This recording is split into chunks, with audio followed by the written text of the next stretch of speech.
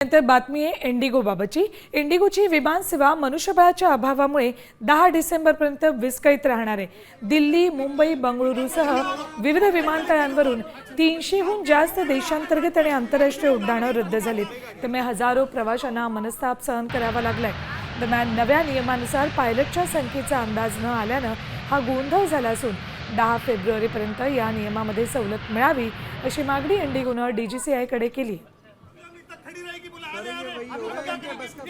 इंडिगोच्या सेवेवर नेमका का परिणाम झालाय बघा।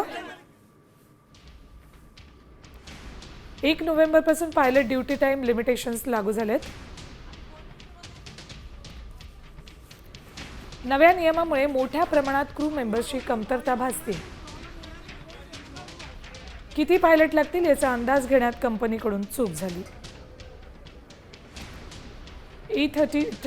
A320 विमानांच्या नाईट ड्युटीमुळे गोंधळ उडाला। 10 फेब्रुवारीपर्यंत इंडिगोनं DGCAकडे सवलत मागितली।